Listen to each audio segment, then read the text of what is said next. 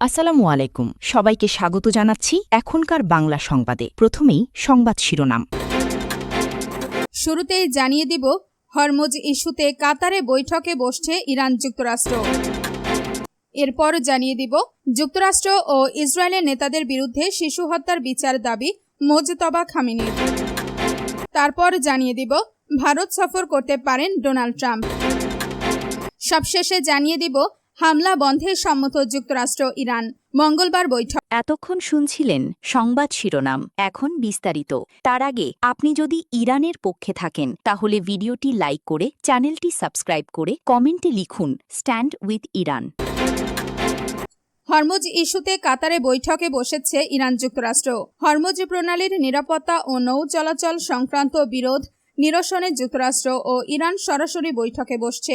আগামীকাল মঙ্গলবার 30 জুন কাতারের রাজধানী দোহায় দুই দেশের বৈঠকে বসার কথা রয়েছে। মার্কিন কর্মকর্তাদের বরাতে এমন তথ্য জানিয়েছে সংবাদ মাধ্যম অ্যাক্সিওস। প্রতিবেদনে বলা হয়েছে, ওয়াশিংটন ও তেহরান পরস্পরের ওপর হামলা বন্ধ এবং ইরানের বিরুদ্ধে চলমান মার্কিন সামরিক অভিযান শেষ করার বিষয়ে একমত হয়েছে। এর ফলে হরমুজ প্রণালী নিয়ে আলোচনার পথ তৈরি হয়েছে।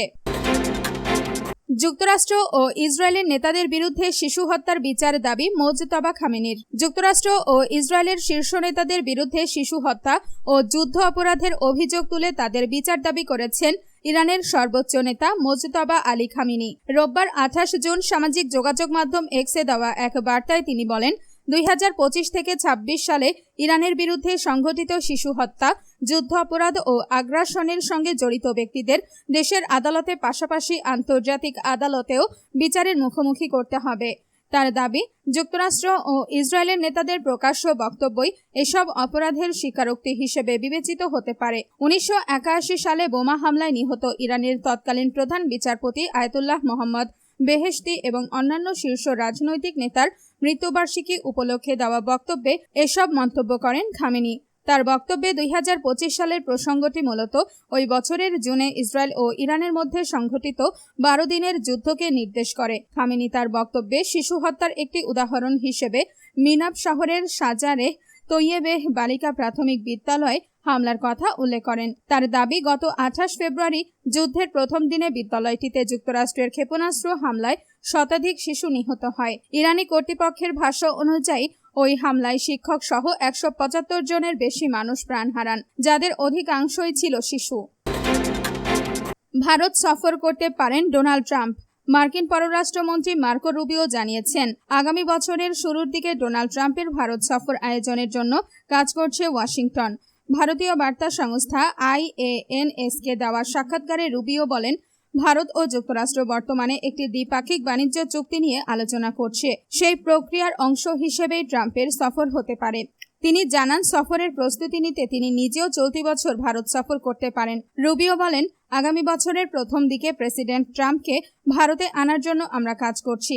গত সপ্তাহে ফ্রান্সে G7 সম্মেলনের ফাঁকে ভারতীয় প্রধানমন্ত্রী নরেন্দ্র মোদী ও ট্রাম্পের বৈঠক হয়।